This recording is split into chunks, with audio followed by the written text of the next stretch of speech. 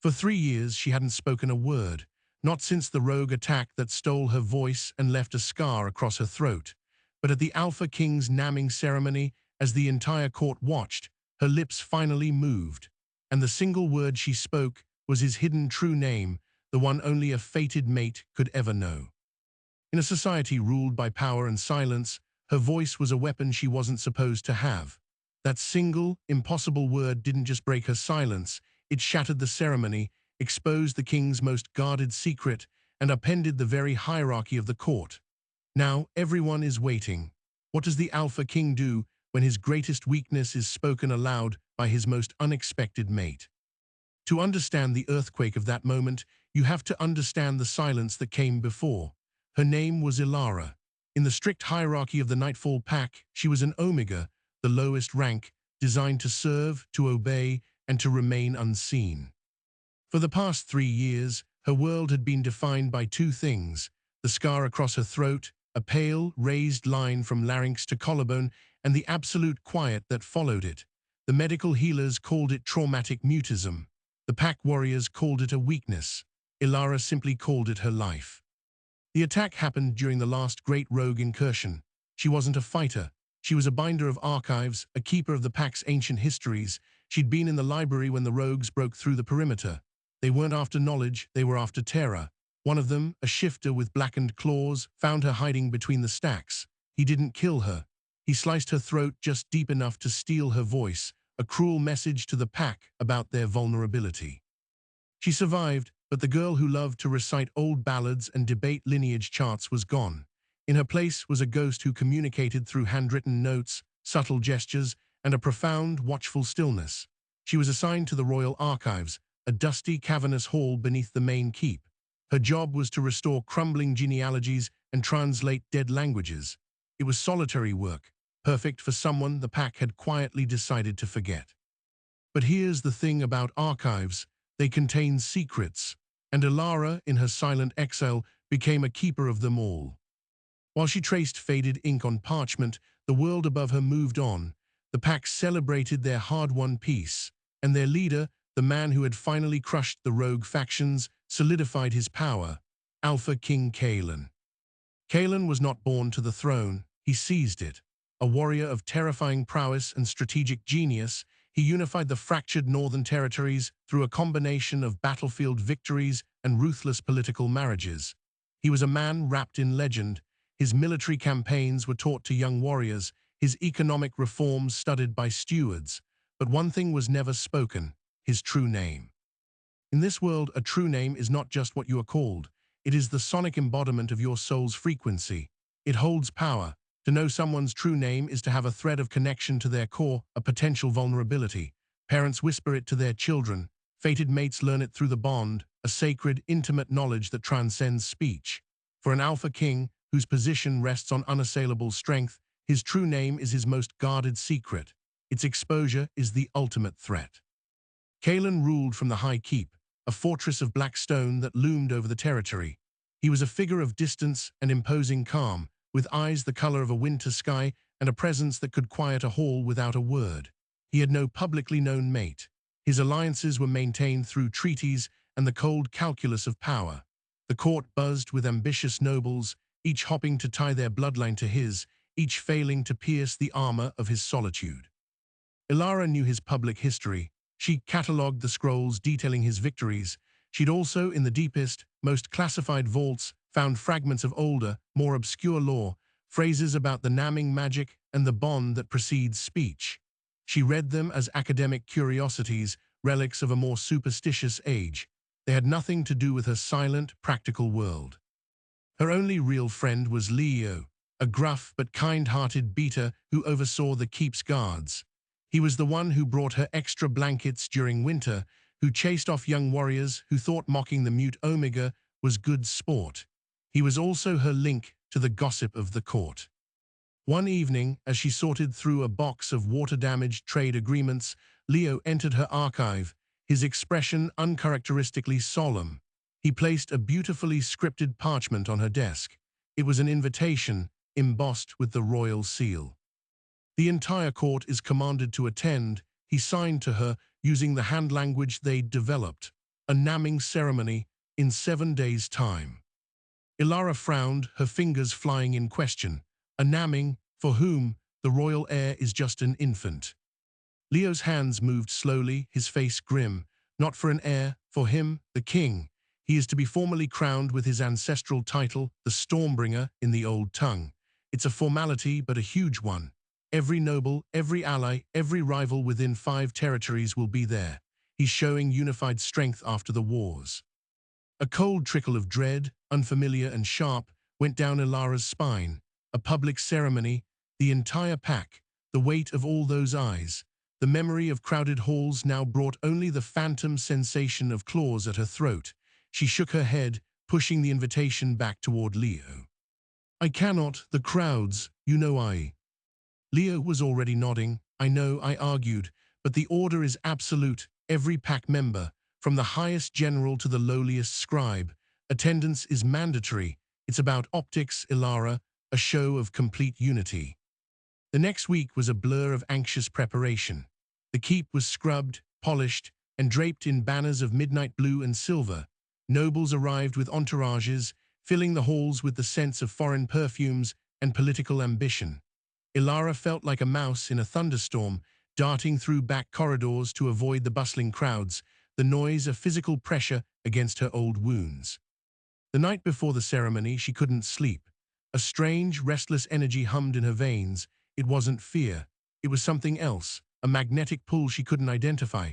She left her small chamber and wandered the silent archives, her fingers trailing over leather-bound spines.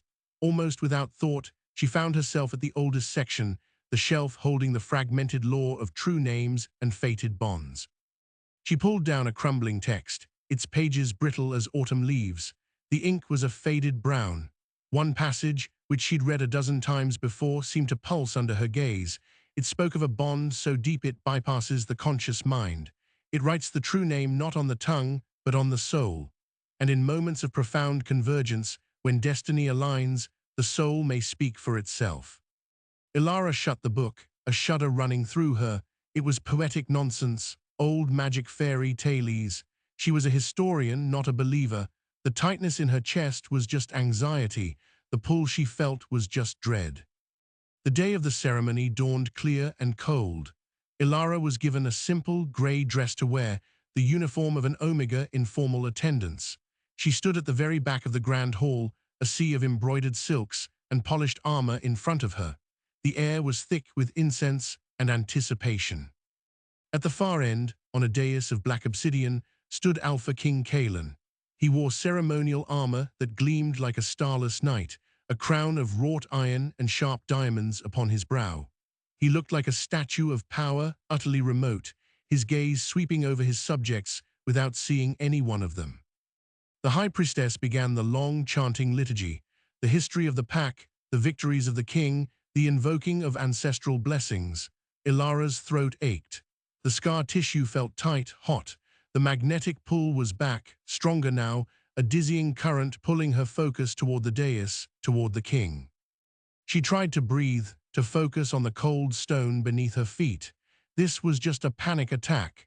This was the crowds, the memories, the overwhelming sensory flood. The priestess's voice rose to a crescendo. And now, by the ancient rites, we seal the covenant. Let the name be affirmed. Alpha Kalen, Lord of the Northern Reaches, we name you Stormbingr. A roar went up from the crowd. Stormbringer, Stormbringer. Kalen lifted his arms in acceptance. And in that exact moment, as the shouted name echoed off the rafters, a seismic shockwave of recognition slammed into Ilara. It wasn't sound. It was a silent, devastating truth detonating in the very center of her being. The fragmented lore, the restless energy, the magnetic pull, it crystallized into a single, undeniable knowing. The name echoing in the hall was a title. It was a mask. And she knew, with a certainty that bypassed every rational thought, what lay beneath it. Her breath caught. The old scar on her throat burned as if freshly cut. A pressure built in her chest, vast and inevitable, a wave she could not hold back. Her lips, which had not formed a word in 3 years, parted. The crowd's roar was still fading. The king was lowering his arms. And from the very back of the hall, a voice, raw from disuse, hoarse but perfectly clear, spoke a single forbidden word. It was not Stormbringer. And as that name, his true, hidden name, hung in the sudden, dead silence, every head, including the Alpha King, turned in shock toward the source, the mute Omega in the grey dress, who had just committed an act of unimaginable power or unspeakable treason. The silence that followed was heavier than any sound. It was a physical weight pressing down on the court, freezing them in a tableau of shock, all except for two people, the Omega who had spoken and the king whose name she had stolen. Ilara's hand flew to her own throat. The word seemed to hang in the air, shimmering like a heat haze. She could still feel the vibration in her vocal cords, a strange, forgotten sensation, but the greater shock was the echoing silence inside her own mind. The constant, low-grade hum of anxiety that had been her companion for 3 years was gone. In its place was a terrifying, expansive clarity. Across the hall, Alpha King Kalen had gone perfectly still. The ceremonial smile he'd worn for the crowd vanished. His winter-grey eyes, which moments before had been scanning the faceless masses, were now locked with laser precision on Ilara. The distance between them, the length of the grand hall, seemed to collapse to nothing. She saw the exact sequence of emotions fracture his impassive mask. First, disbelief, then a flicker of raw, undiluted panic. And finally, a dawning, world-shattering recognition that mirrored her own. He took a single, involuntary step forward, off the dais. The rustle of his ceremonial armor was deafening in the quiet. A whisper broke the spell from a nobleman near the front. What did she say? Another voice, hushed and terrified. Was that a name? The high priestess, her face ashen, looked from the king to the Omega and back again. The sacred rite was in ruins. The unifying ceremony had just produced the ultimate division. Kalen's beater, a stern man named Vorian who stood at the base of the dais, moved. His hand went to the hilt of his sword, his body angling subtly toward Ilara, a clear threat assessment written in his stance. He was calculating the distance, the crowd, the risk. But before Vorian could take a step, Kalen raised a single hand, a command, stop. His voice, when he finally spoke, was not the booming proclamation of a king. It was low, intimate, and carried only because the hall was holding its breath. How? It was the only word he could manage. Not who are you or what did you say, just how, the question of mechanics, of broken reality. Ilara tried to answer. She opened her mouth, but no sound came. The door to her voice, slammed open for one miraculous, devastating second, had closed again. She shook her head, a desperate, helpless motion. She didn't know. A wave of murmuring began to rise, a tide of confusion and burgeoning fear. The king's true name was a secret of state, its public utterance was a crisis, and it had come from the most powerless person in the room. This made no sense, unless... The law, the old fragments in the archives. Whispers of fated bonds began to snake through the assembled nobles. They looked at the scarred, trembling Omega, and then at their frozen, exposed king, and a new, more dangerous understanding started to form.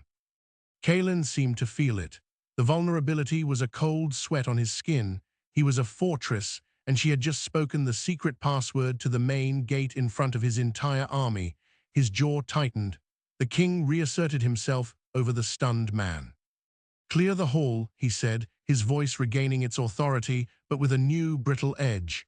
"Now, all of you, priests, nobles, guards, everyone except the beater and the..." He hesitated, the word sticking in his throat. "The archivist."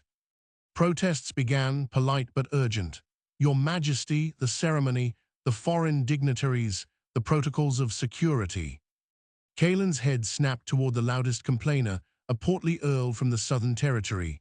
The king's aura, usually held in perfect check, lashed out, not the full, crushing weight of it, but a sharp, punishing crack. The earl stumbled back as if struck, his face going pale. "The ceremony is over," Kalen stated, each word a chip of ice. "My command stands, Vorian, see it done." Chaos erupted, but it was the orderly chaos of absolute obedience underlaid with terror. Guards moved with efficient urgency, shepherding the bewildered, whispering court from the hall. The confused and angry dignitaries were ushered out with apologetic bows. The high priestess left with a last, long, searching look at Ilara, her ritual composure shattered. Within minutes, the vast space was empty but for 4 people. King Kalen on the dais, Beta Vorian standing guard at the main doors, Leo who had refused to leave Ilara's side, and Ilara herself, who felt smaller and more exposed than ever before. Kalen descended the steps slowly, his boots echoing. He stopped a dozen feet from her.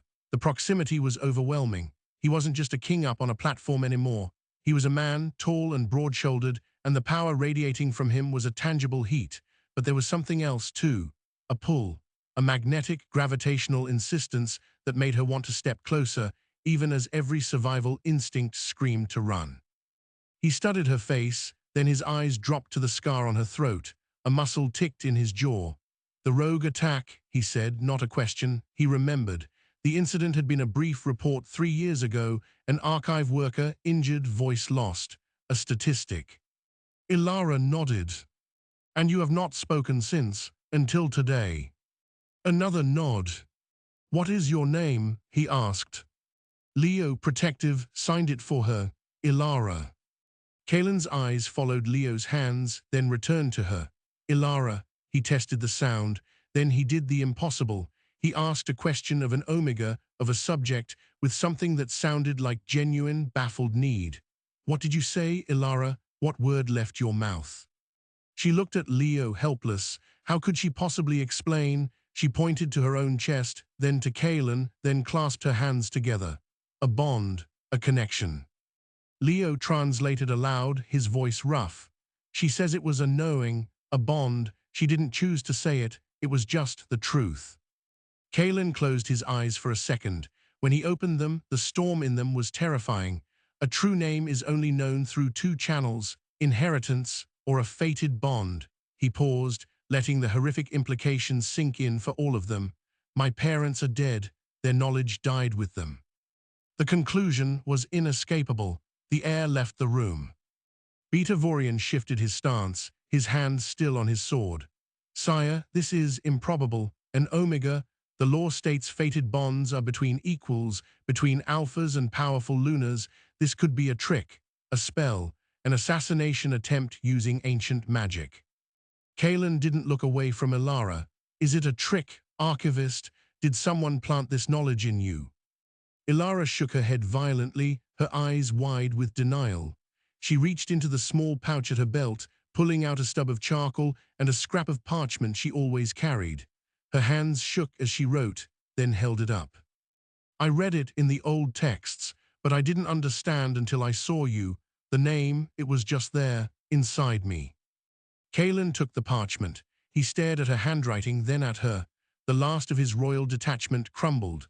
A low, almost imperceptible sound escaped him, a raw, wounded thing. He was a strategist, a conqueror. He dealt in armies and treaties.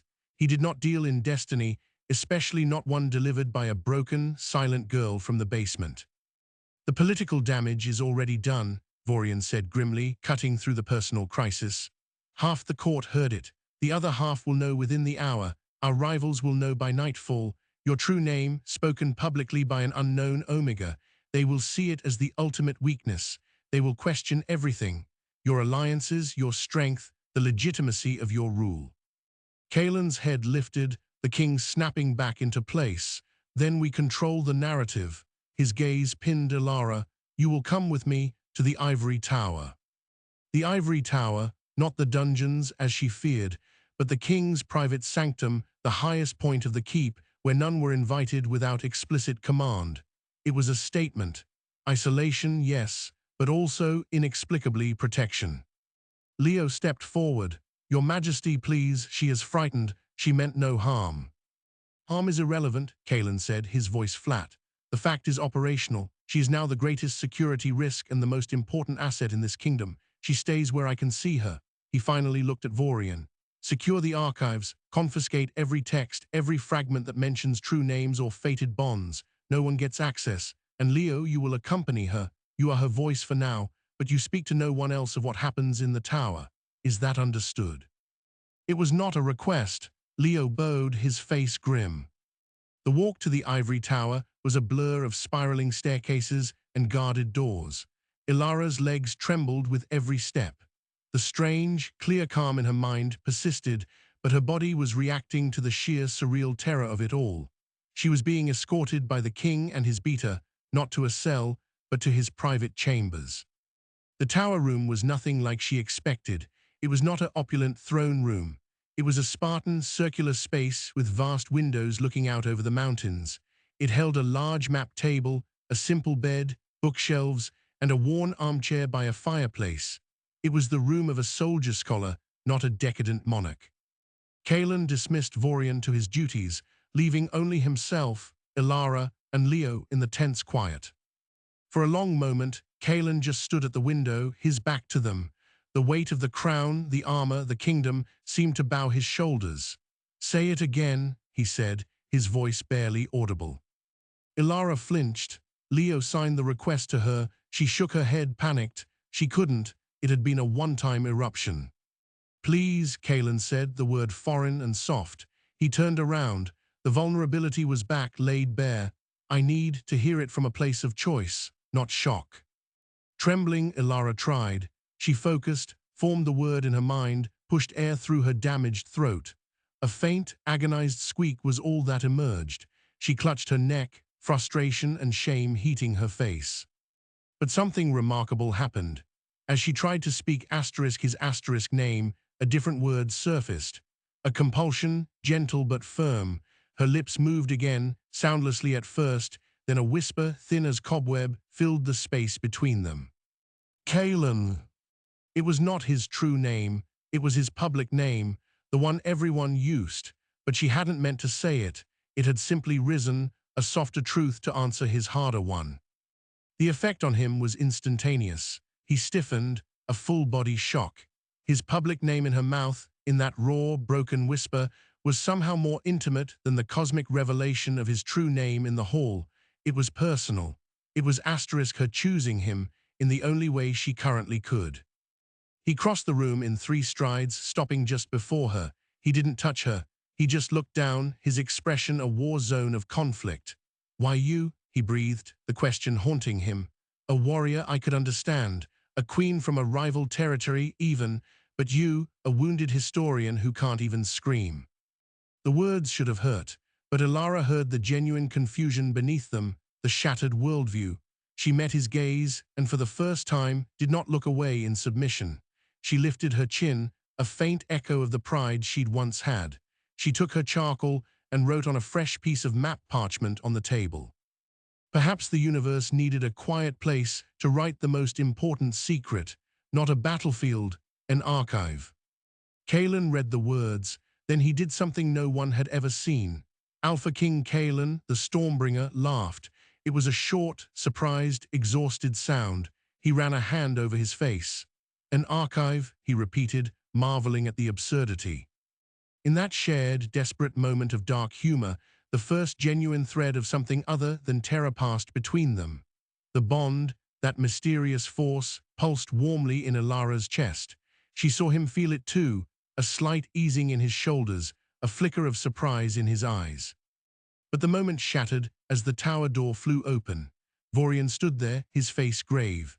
"Sire, a hawk from the Western Watch. Lord Selwyn of the Frostfang Pack has formally cancelled his delegation's visit, citing unsettling rumors about court stability.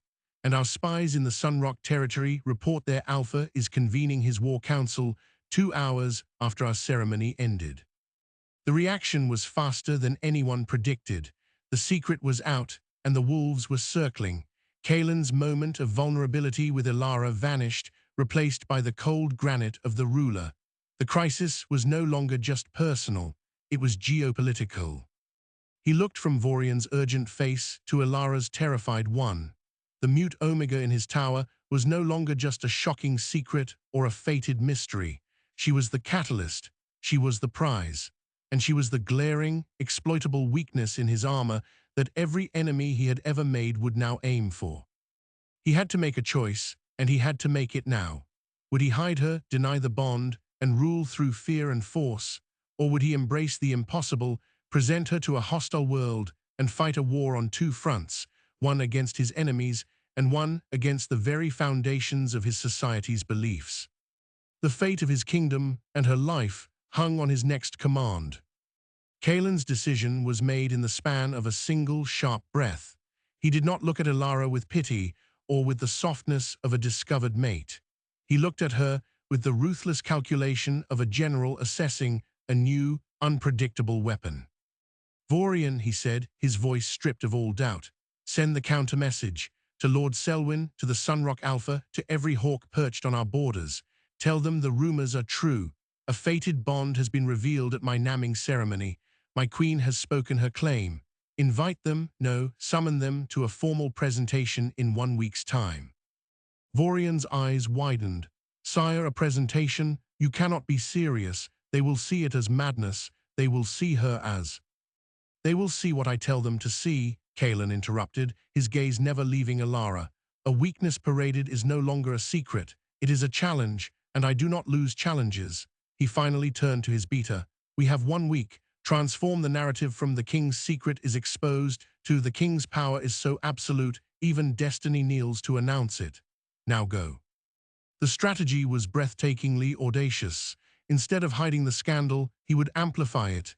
He would own it, weaponize it, and dare anyone to call it a flaw. The next 7 days were a relentless siege of preparation, not for war, but for a different kind of battle. Elara was removed from the ivory tower and installed in a suite of rooms adjacent to Kaelin's own. They were lavish, filled with sunlight and books, a world away from her dusty archive. It was a gilded cage. Guards were posted at every door, not to keep her in, but to keep everyone else out. Her education began immediately. Kaelin was her primary tutor, spending hours each day in her sitting room. He taught her court politics, the names and rivalries of every significant alpha, the history of treaties and betrayals. He was a demanding, impatient teacher. When she failed to grasp a complex lineage, he would pace. When she wrote a perceptive question about trade disputes, he would stare at her as if seeing her for the first time. The bond between them was a live wire. In quiet moments, it hummed with a comforting warmth. In moments of frustration or intensity, it sparked, a jolt of shared feeling that left them both unsettled. He could sense her anxiety like a storm on his own horizon. She could feel his relentless focus as a pressure behind her eyes. It was invasive, thrilling, and terrifying. Leo remained her translator and her rock, but even he was caught in the whirlwind, now acting as a liaison between Elara and the palace staff, who were under strict orders to serve her, but were buzzing with fearful gossip. The physical transformation was the most jarring. Healers were brought in to examine her throat. They applied salves and performed minor healing magics, not to restore her voice, that they said was a deeper wound, but to reduce the scar's prominence. Seamstresses arrived, measuring her for a wardrobe fit for a queen. The simple grey omega dress was burned. Elara watched it smolder in the fireplace, feeling like her old self was being ritually destroyed. The court's reaction was a cold undercurrent beneath the frantic activity. The nobles who had been ejected from the ceremony were furious, confused, and afraid. A faction led by an elderly, traditionalist duke named Arcturus began to murmur openly.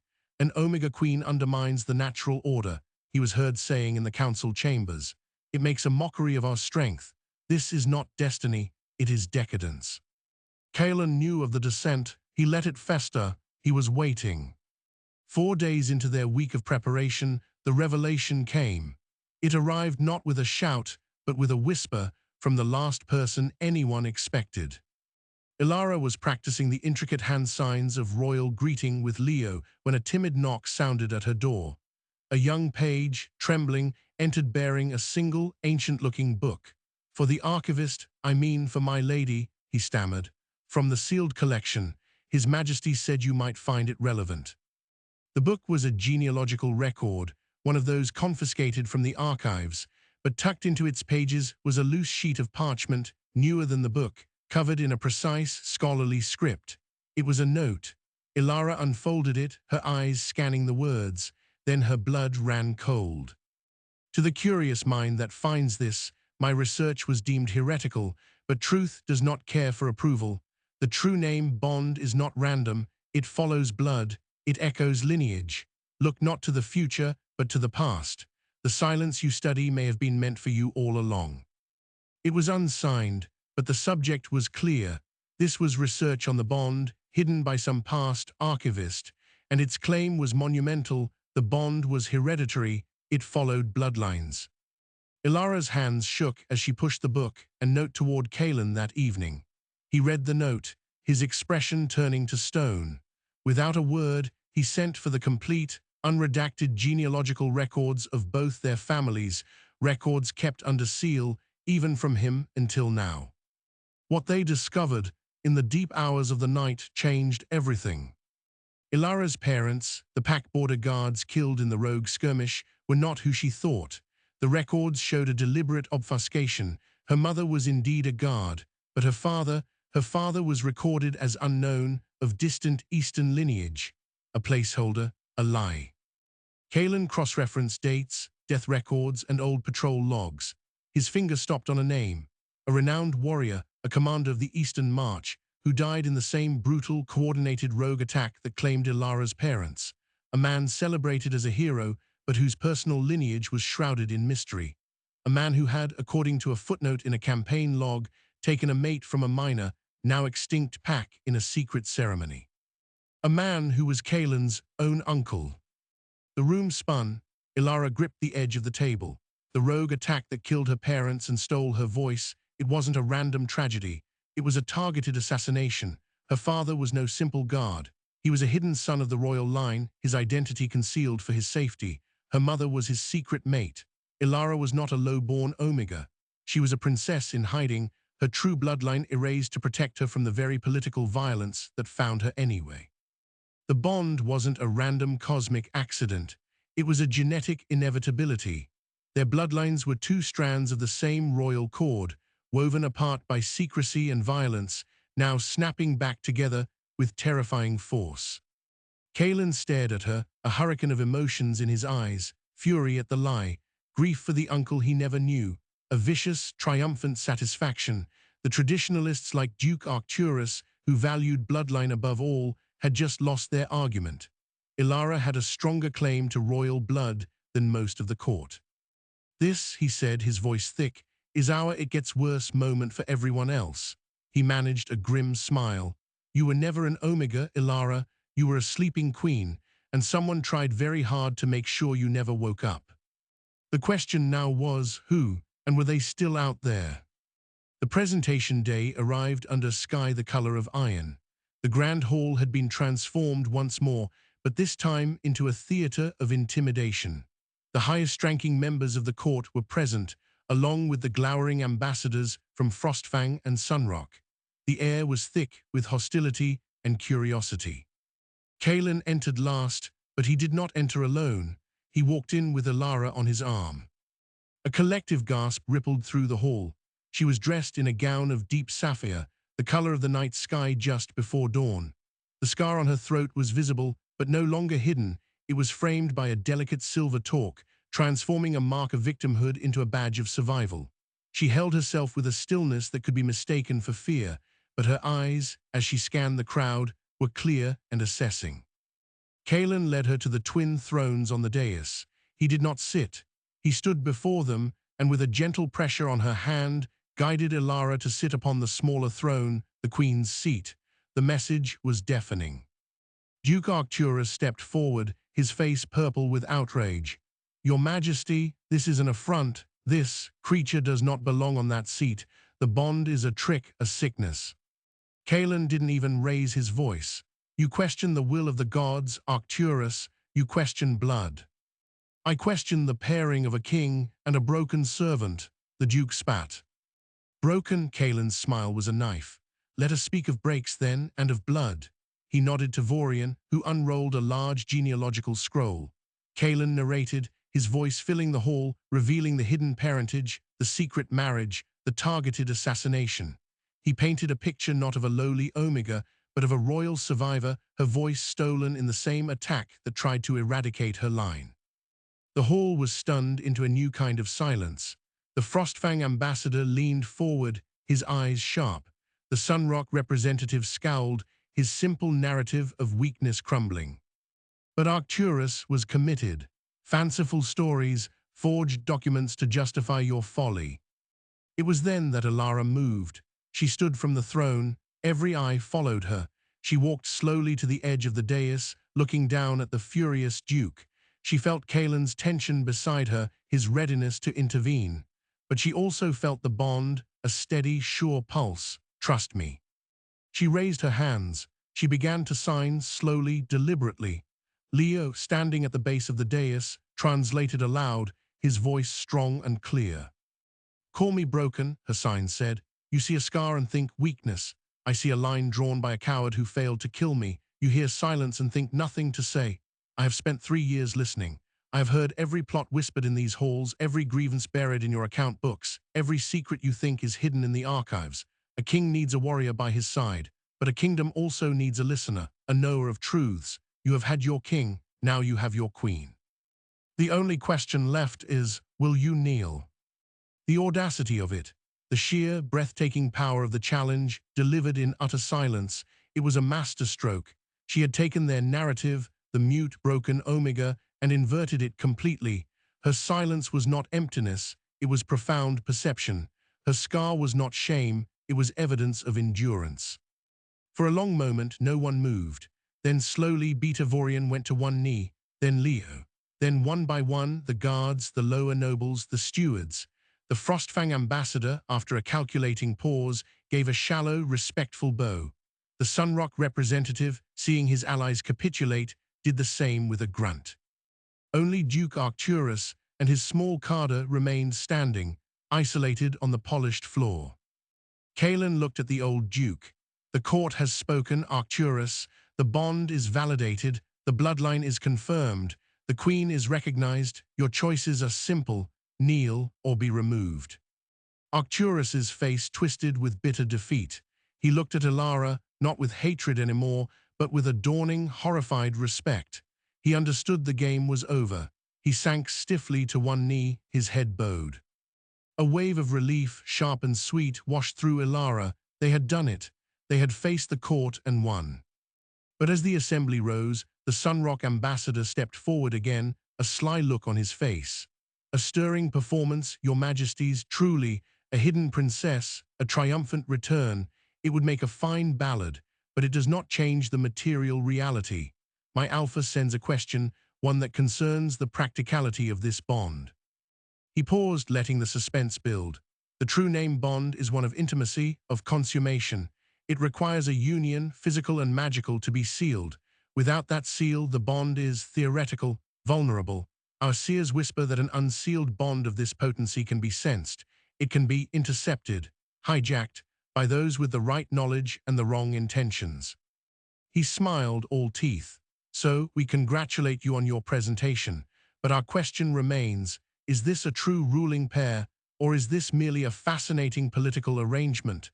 The stability of the region, you understand, hinges on the answer. The relief in the hall curdled into renewed tension. The ambassador had thrown a grenade into their victory.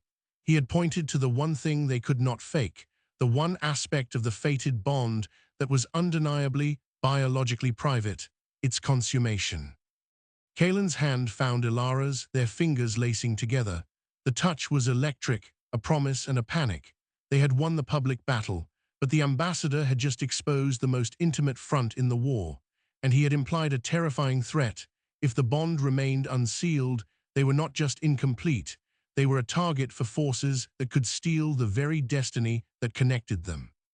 The game was not over, it had just become infinitely more dangerous.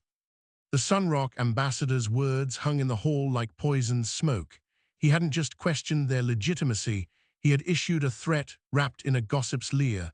The unsealed bond was vulnerable, and their enemies now knew it. Kaelin's grip on Alara's hand tightened, a silent signal. His expression didn't change, but she felt the lethal frost of his rage through the bond. He gave the ambassador a slow, measuring look. The sanctity of the mate bond is not a subject for diplomatic inquiry, he said, his voice dangerously pleasant. But since you are so concerned with the stability of the region, rest assured. The affairs of this court are sealed, in every sense. It was a magnificent bluff. The ambassador bowed, his smirk undiminished. He didn't believe it for a second. The presentation concluded, the court dismissed, but the damage was done. The question was now a seed planted in every mind. Back in the privacy of the ivory tower, the calm shattered. Kalen paced like a caged panther. He's not just gossiping, he's probing for operational intelligence. If the bond is truly vulnerable to interception before it's sealed, Sunrock has ancient shamans. Frostfang deals in spirit magic. This isn't just political anymore, it's mystical warfare. Ilara sat by the fire, the adrenaline of the public confrontation ebbing, leaving behind a hollow chill. She wrote on her slate, "Can they really steal it?" "I don't know," Kalen admitted, running a hand through his hair. "The old texts Vorian confiscated, we need to study them, now not as history, as a manual for survival." The next days were a frantic, clandestine study. The confiscated archives were brought to the tower. Ilara, the historian, was now the lead analyst on a project to save her own destiny. Kalen, the warrior, had to think like a mystic. Together, they pored over the cryptic texts. The law was horrifyingly clear. A consummated true name bond created an impervious private channel between souls, but an unconsummated bond of such power was like a brilliant, untuned beacon. It could, in theory, be detected by those with the right sensitivity. Worse, it could be manipulated, not severed, but twisted, its energy siphoned or used to create a false, parasitic connection. It was the ultimate spiritual hack. The final piece fell into place in a fragment of text discussing the old rogue wars.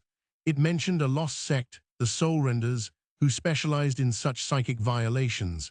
They were believed extinct, wiped out generations ago, but the text contained a chilling footnote.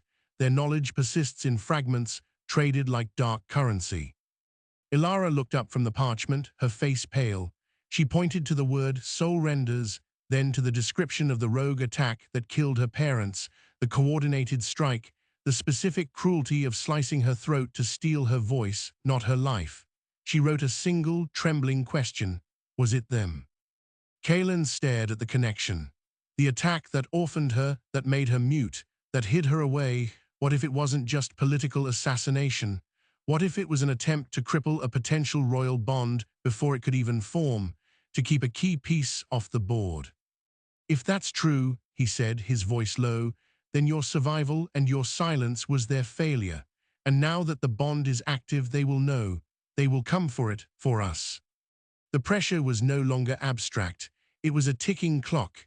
The political needed to become personal, not for love, not for passion, but for survival. The bond had to be sealed to lock the door. That night, the tension in the tower was a living thing. They dined in silence, the weight of necessity heavy between them. This wasn't how it was supposed to be. This wasn't a discovery of love. It was a strategic necessity. After the meal, Kalen stood by the window. "We cannot wait," he said, not looking at her. "Every hour we leave this open is an hour we are exposed to our enemies' magic, to their spies, to our own court's doubt." Ilara approached him. She touched his arm, feeling him flinch at the contact.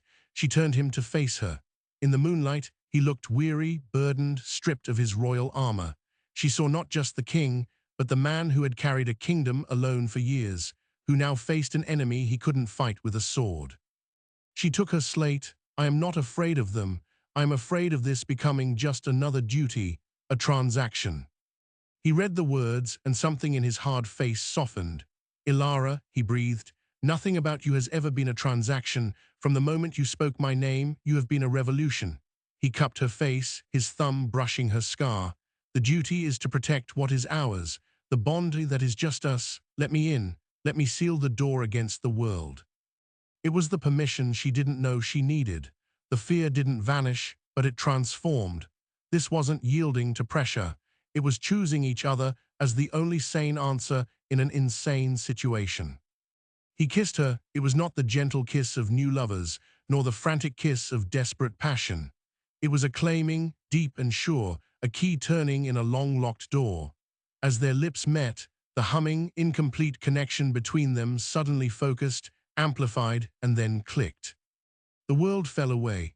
The bond, which had been a wire carrying signals, became the entire grid.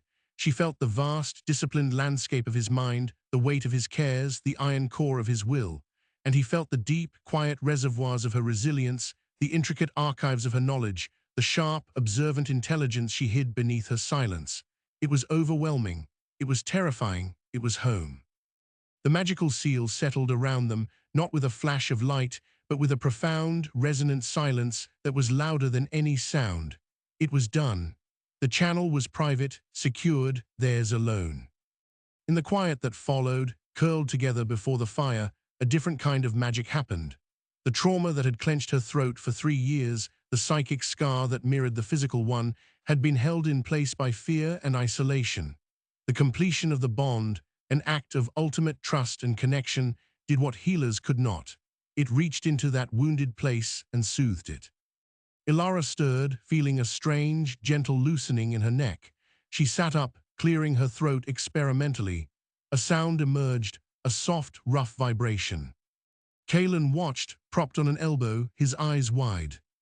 She tried again, focusing on a simple, foundational word, the word that had started it all, his public name, Key, she whispered, the syllable rasping but unmistakable. Kalen. It wasn't his true name, it was better, it was her choice, and it was her voice. Tears, bright and sudden, filled Kalen's eyes. The Alpha King, who faced armies without flinching, wept at the sound of a whisper. He pulled her to him, holding her as if she might break, laughing into her hair. "Say it again," he begged. "Kalen," she said, stronger now, the word settling into its rightful space in the world. Their victory was twofold, a political threat neutralized, a personal miracle achieved. 2 days later, the consequences of their sealed bond manifested in a way they could never have predicted. During a council meeting, as Duke Arcturus droned on about border tariffs, Kalen suddenly went still. He lifted his head, as if hearing a distant sound. He looked past the Duke, out the window, his eyes seeing nothing in the room. "Riders," he said, cutting Arcturus off. "From the eastern pass, 20 of them, carrying the banner of a white tree on a black field. I don't know that sigil." The council stared at him. No scout had arrived. No signal fires were lit. The eastern pass was a day's hard ride away.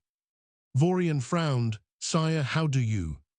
Kalen's gaze snapped to Ilara, who sat at his right hand. Her own eyes were distant, her head tilted. She was seeing it too. Through the bond, their combined awareness had stretched, a shared consciousness tapping into the latent magic of the sealed connection. They were perceiving a threat miles away.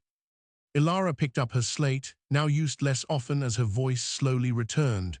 She wrote and showed it to the council. "They are not attacking, they are fleeing, they are wounded. They carry a soul-render amulet on their leader. Broken." The room erupted. Kalen didn't hesitate. "Vorian, send a patrol to intercept and escort them. Healers on standby. I want to meet these refugees." The refugees were brought in that evening. Their leader confirmed everything. They were from a remote, secretive pack that had guarded knowledge against the Soulrender remnant. Their village had been attacked not by rogues, but by Sunrock forces using Soulrender magic to try and subvert their own pack bonds. They had barely escaped, carrying proof of Sunrock's treachery. The amulet Ilara had sensed was a stolen tool of their enemy. The ambassador's probe hadn't been theoretical, it had been a boast. Sunrock was already weaponizing the dark knowledge. But they had made a fatal miscalculation. They assumed the bond was still vulnerable. They didn't know it was already sealed, turning Kalen and Ilara from targets into a unified sensor network. Their attack had just handed the Northern Kingdom irrefutable evidence and moral authority. Kalen moved with devastating speed. The Sunrock ambassador was arrested, his diplomatic immunity voided by acts of spiritual warfare. The evidence was sent to every allied and neutral territory. The Frostfang Pack, seeing Sunrock's treachery and the frightening new synergy of the northern rulers, formally renewed its alliance. Kalen and Ilara stood together on the walls of the keep, watching the world reshape itself. Her voice was still a rough, infrequent gift, but it grew stronger each day. His rule, once a solitary burden, was now a shared purpose. He looked down at her. "The rogue who cut you, he wasn't just trying to kill a child of a hidden prince. I think he was trying to sever your connection to magic itself, to make a bond impossible. He failed." Ilara nodded, leaning into his side. She spoke, the words deliberate and clear. He gave me silence, and in the silence, I learned to hear everything. That was the final, surprising detail. The attack meant to destroy her had forged the very tool that saved the kingdom. Her muteness wasn't a weakness to be overcome. It was the crucible that created a queen who could listen to the whispers of the world, and a king who had finally learned to hear the truth in a single, spoken name. Their reign was just beginning, but the story of the mute Omega and the Alpha King, of the stolen voice and the spoken secret, was complete. They had faced the court, the conspiracy, and the darkness within their own fears. And they had won, not just a political victory, but a profound, personal one that echoed in the newfound strength of her whisper and the unbreakable seal of their bound souls.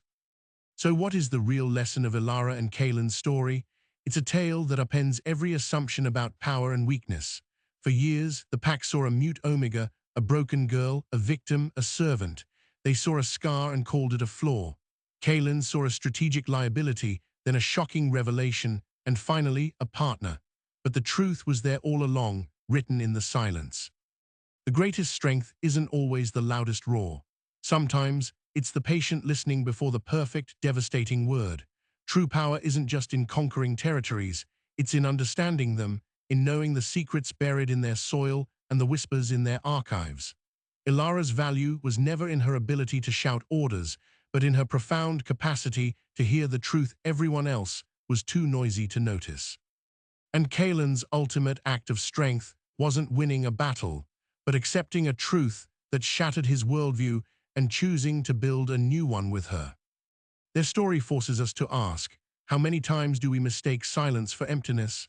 How often do we dismiss the quiet ones, the observers, the keepers of knowledge, because they don't clamor for the spotlight?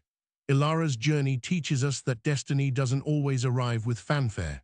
Sometimes it waits in the basement, covered in dust, patiently restoring itself until the moment it's needed to save a kingdom. The rogue who tried to end her line thought he was cutting a throat. In reality, he was sharpening a weapon. The court that pitied her was blind to the queen in their midst. And Kaelin, the mighty Stormbringer, discovered that his most powerful asset wasn't an army, but a single, reclaimed whisper that held the key to his true name and his truest self. In a world obsessed with noise and spectacle, their bond is a testament to the power of deep, unseen connections. It's a reminder that the most important things are often said in the quietest voices or understood without words at all. The mute Omega and the Alpha King didn't just find each other.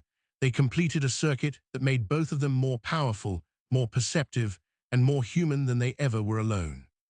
So the next time you feel overlooked, or you dismiss someone who seems too quiet, remember the archivist and the king. Remember that the universe often writes its most important plans in invisible ink, waiting for the right kind of light or the right kind of silence to reveal them. If you were captivated by this journey of hidden strength and stunning revelations, do me a huge favor, hit that like button. It helps more people discover stories that challenge the expected. Share this with someone who loves a tale where the underdog doesn't just win, but redefines the entire game. And subscribe to the channel, ring the notification bell, so you never miss our next deep dive into the extraordinary stories hidden in plain sight. Let me know in the comments, what did you think was the most powerful moment in Ilara's transformation? Thanks for watching.